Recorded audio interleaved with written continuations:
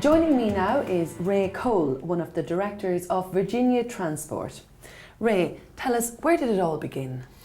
It began back, Virginia Transport began back about 30 years ago when my father had a truck drawing out the local creamery here, Virginia Milk Products. And then it mushroomed from there. My elder brother Sean got involved, and then next brother James and Aim, and then myself. So over the years it has gone from one truck now to 65 trucks in the last 30 years. So your father began and he was delivering milk, I believe? He was delivering, he was delivering coal and briquettes and livestock, and then Virginia Milk Products started up down the road. It was called then, now it's called Glanbia.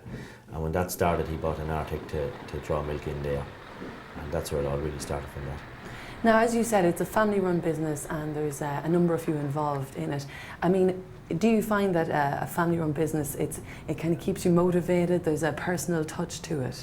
Yeah, well that's what a lot of our customers like, is it's a hands-on thing. Like it's always one of the family involved with a different customers. Like. So like one of the lads, Eamon, he'd be involved with Wellman's over the road, he's dedicated there all the time. And Sean then would be with Glanbia, and then James would work with another customer of ours, lifting meats all the time.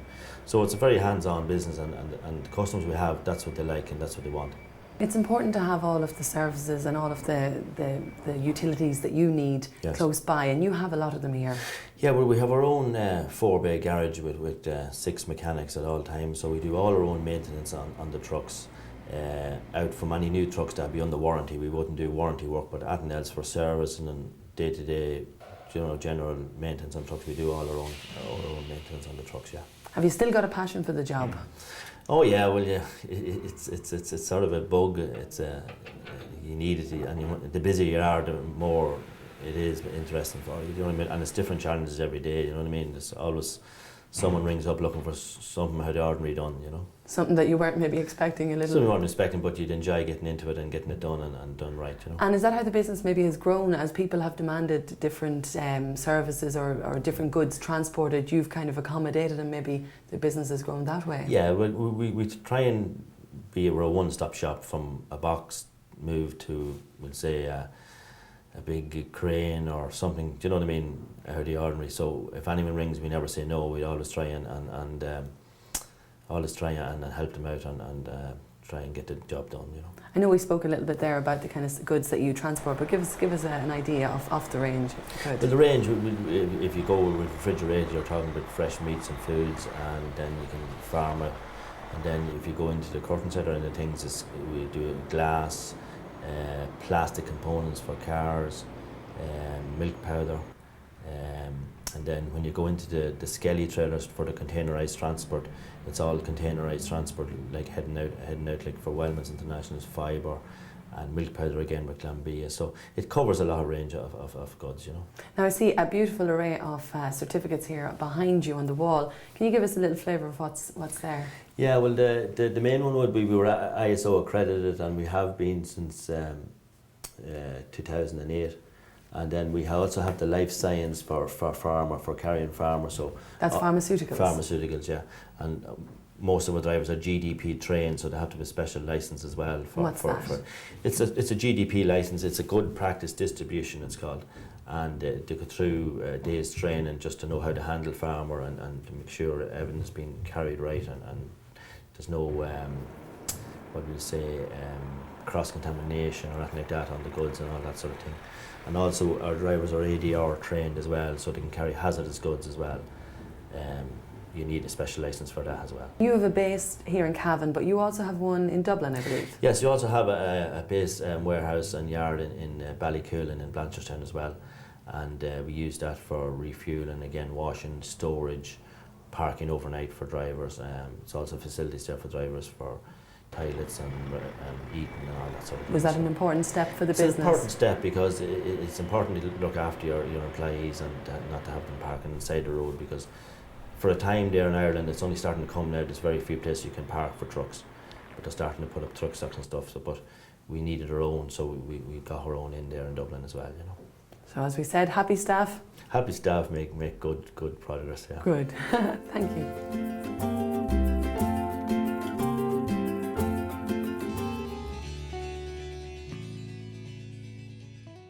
So myself and Ray are standing at a smartboard. Ray, this is all to do with the IT of Virginia Transport. Can you explain a little bit about it? Yeah, this is our tracking system, which is called Brute3 Systems, and it tracks the trucks at all times. It's just not a tracking system, it also gives data from the truck. Like if you can see here, that's the truck registration, that's the time he stopped, 45 minutes, the date. That's how many kilometres is on the truck, is 198,000. His fuel level is 56%. That's the driver's name, and that's where he is. And where is he? He's in La Coruña in Spain at the moment, delivering a load in there. So he's probably in offloading at the minute. That's why he stopped. You know so we're standing here in Virginia in County Cavan, and we can see exactly where your truck is in Spain, and even down to the details of how long the truck stopped for. And if you can go into the bird's eye view, you can actually see where exactly he is. It's the Google Maps on it. Oh wow! So that's where he is at the moment. It's just not showing up the truck, but he could be on a bay on the canopy or something. So that's where he is at the moment, just the road going by you. So it's a very good system. It also gives data of the fuel used in the truck and all that sort of thing. And also we have the trailers are tracked as well. So we can get the temperature of the trailer at the moment. So if I bring up that for you. And that's important for a customer, because if they're sending some goods like meats or something that has to be at a certain temperature, you can actually download information and tell them what temperature their product was being stored at the whole way from Cavan to Spain. Yeah. So if for instance, if this truck left here on Monday and it's delivering in Spain there now, so the customer might want the journey of the truck from it left, and if we want the temperature of the journey. So that's just the trailer, so the trailer number is that. He stopped 55 minutes. It's set at plus 12, so and it's 12 degrees. 12 degrees, and its return air is 30, that's what it should be set. So that the customer would request a download, so there was no temperature out of date on it. Do you know what I mean? Way down. So the temperature didn't go up too high or go too high or go down too low. And that's what the customer would get. He would get a printout, and it's every couple of minutes it takes a reading. So there's the set point, there's the return air. So every couple of minutes it gets a reading, and he would send it that. And once he sees this is in order with this, you'll always have a bit of fluctuation because the fridge cools, heats. So you'll have a bit of fluctuation.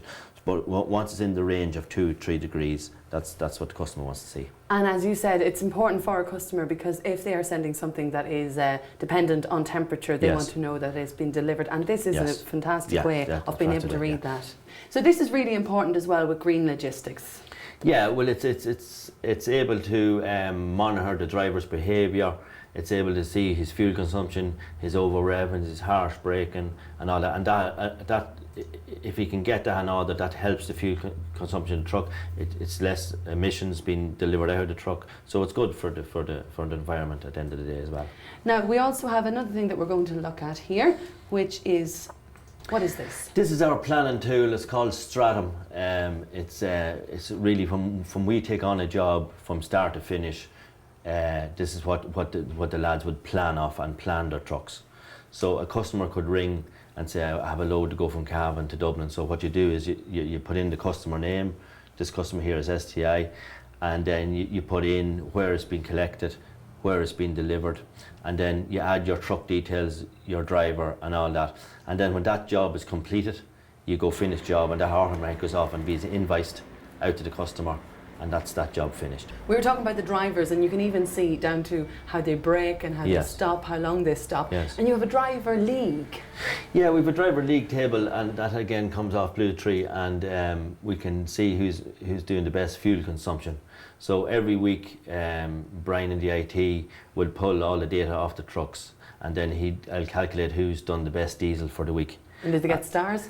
Well, we've been up and running about 6 months at the moment, so maybe we can do another 6 months, and then we'll start looking into things like that, giving some enhancement to the driver of some sort. Is there a bit of competition going on between the boys at this stage? Very big competition. We have a television in the hatch where the drivers come, and they're always in to see who's top of the table this week. So it's a bit of crack as well? It's a bit of crack as well, and also it's a massive saver on fuel for us as well, because it makes the driver think as he's driving, you know what I mean, and do it in the right way. And also idling. If you leave the truck taken over for no reason when you're stopped, it's using fuel, so that they always switch it off as well. And it's again, it's better for the company, better for the customer, and better for the environment. Yeah, it keeps, and if the company's going well, that means the driver's a safe job and everything is going well. You know.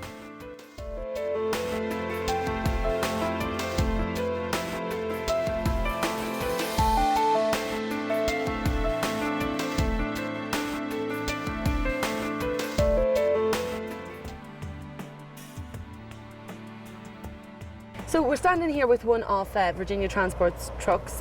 Ray, tell us, this is a 2012 one, and I see on it you have your partner in green logistics. What is that? Well, we have our own environment policy, so we try and be as green as we can. So this truck is a Euro 5 truck, which would be the most up-to-date emissions.